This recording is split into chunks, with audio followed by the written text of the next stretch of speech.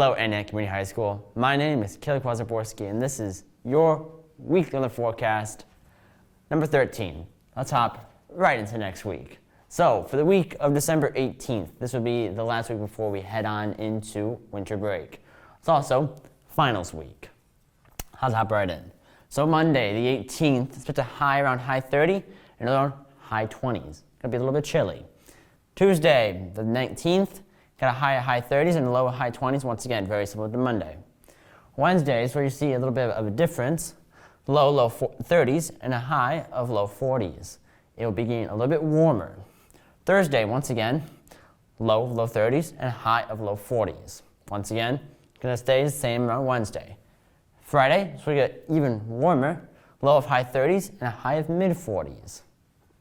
And for Saturday, where winter break finally begins, low of high 30s and a high of mid 40s. As you can see, we'll have a warm up over the entire week. Should stay into mid next week and maybe even end by late next week. So once again, as I said, it's going to be warming up, and the SPC also realizes that. Most of the country, actually the entire country, is basically in an above average state of heat.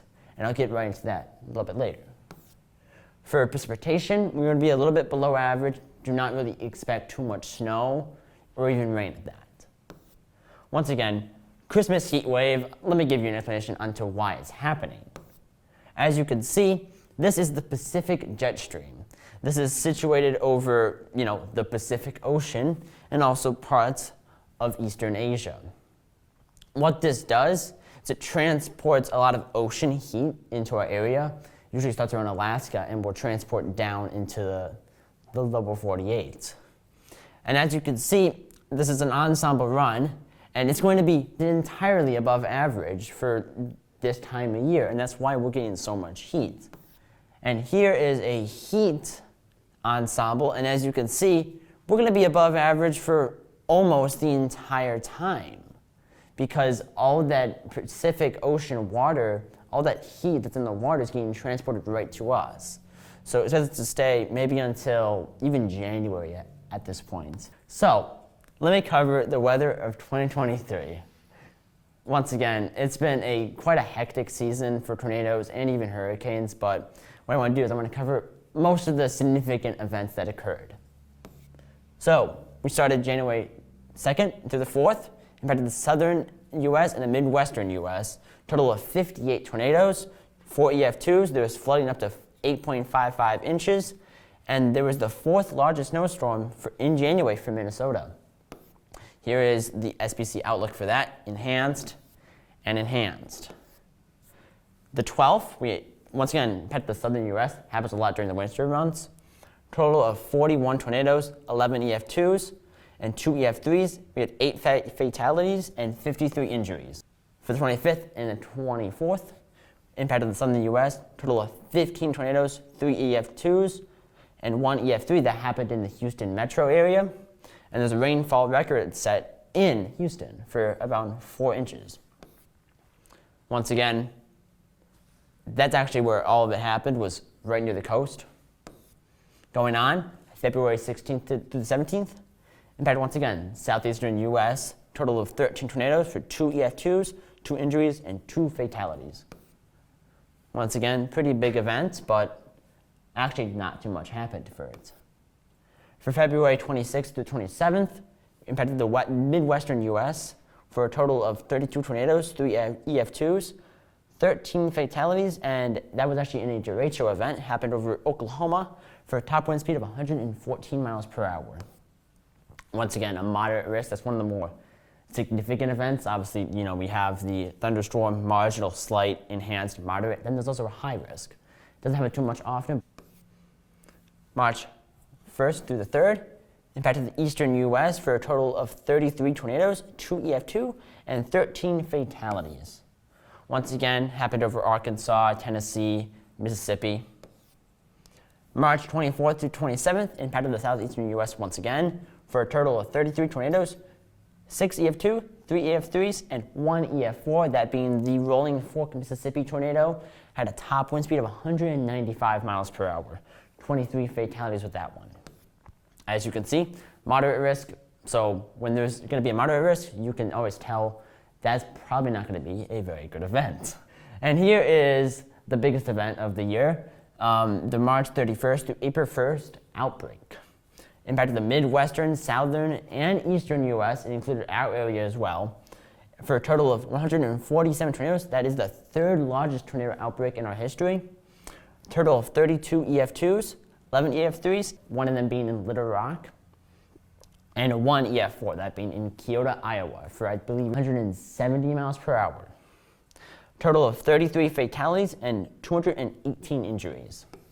This is the most widespread outbreak with two, we call this a bimodal high risk, to where there's one mode in, like the northern risk, one in the southern risk. This happened, I think, last in 2012. Heading on, April 4th to 5th impacted the same areas, Midwestern and Southern U.S. Total of 27 tornadoes, 3 EF2s and 1 EF3, total of 5 fatalities. Fun fact about this one was almost forecasted to be worse than the outbreak before it. But luckily, it did not happen. April 19th through 20th impacted the southern Great Plains for a total of 32 tornadoes, 6 EF2s, 2 EF3s, 2 fatalities, and 188 injuries.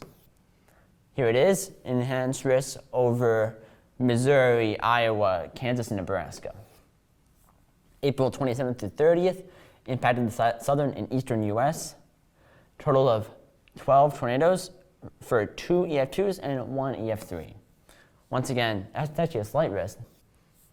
May 10th through 13th impacted the Great Plains for a total of 94 tornadoes, 5 EF2s, and in this, Dr. Reed Timmer recorded a wind speed of 163 miles per hour while storm chasing using his armored vehicle, the Dominator 3. That happened over in Nebraska. This is actually a 3-day event, as you can see. Started near Colorado, progressed into Oklahoma and Kansas, and finally ended in Nebraska, South Dakota, and Iowa. June 14th through 19th impacted the Great Plains, southern and midwestern U.S. for a total of 87 tornadoes, that being 12 EF2s and 2 EF3s. Once again, moderate risk over deep southern U.S. And also another moderate risk that happened the day after in Oklahoma. Going on June 20th to 26th, this was a very widespread outbreak. It started actually in Manitoba and Ontario in Canada, the Great Plains for the U.S., Mississippi Valley, and the eastern U.S. Total of 113 tornadoes, 10 EF2s, 2 EF3s, greater than 120 injuries, and 8 fatalities. As you can see, we started, in Colorado, Wyoming, had another risk down in Texas. That happened, I believe the Matador, Texas tornado happened. That was an EF3 tornado. Going on, same risk in Texas for enhanced, but they actually removed a risk right there. Going on, another enhanced risk that happened 2 days after, mostly for Wyoming, also South Dakota and Nebraska. Going on, July 12th through 13th impacted the northern plains, including our area, northern Illinois, for a total of 20 tornadoes, 1 EF2, and there were twin tornadoes spotted near Elgin. Those actually triggered a particularly dangerous situation tornado warning for the Chicago Metro. As you can see, enhanced for our area, that was for a 10% chance of significant tornadoes. July 19th impacted Northern Carolina for 1 EF3, 16 injuries, and over 300 million in damages. That is the tornado that struck the Pfizer plant. Going on, you actually don't see much by the outlook. This is one of the more outlier events where a strong tornado happens when it's not forecast really too. August 4th through 8th, we had impacted the Colorado, Great Lakes, and the northeastern U.S. Once again, very widespread, multi-day outbreak for a total of 53 tornadoes, 4 EF2s, and 2 EF3s. So once again, a very widespread outbreak that happened for the eastern U.S. And on August 30th, we had Hurricane Idalia that landfalled over in Florida near the Big Bend that had a max sustained winds of around 125 miles per hour. That was the first major hurricane on record to make landfall in this portion of Florida. Once again, extensive tree damage, and also structural damage across that area and the counties surrounding it, extending even into Georgia. We had devastating storm surge of up to 7 to 12 feet across coastal Taylor and Dixie counties. Once again, it's still in the Big Bend area of Florida. And the surge of the storm actually rivaled and exceeded the values observed in the 1993 storm of the century. Going on, this is actually the most recent outbreak that happened not a couple days ago. It impacted most of Tennessee for a total of, this is actually still preliminary, so it could be changed later. Total of 17 tornadoes, a preliminary 4 EF2s. One of them may get upgraded to an EF3, that being the Henderson one that happened right above to the north of Nashville. And we had one preliminary EF3, that was at Clarksville, that's in the northwest of Tennessee. 65 injuries, 3 fatalities. So once again, the answer is Tennessee. Here's the total summary. We have a total of 1,268 total preliminary tornadoes. That's actually around or even above average. For a total of 82 fatalities, once again, that's also above average. Around 51.6 billion in damages. That's covering all severe weather events, so it actually did not include the hurricane, but we had hail events, drought events, everything. The highest rate tornadoes, we had Rolling Fork, 195 miles per hour, and Keota in Iowa, 170 miles per hour. Here's all the tornadoes. Once you can see there's hot spots deep south and also near our area. And here is our year compared to everyone else's. So we are just a little bit above the average. Here is the 25 separate billion-dollar weather disasters that happened over this year. Once again, you see Hurricane Idalia, all those severe storms, hail events, drought event, flooding event.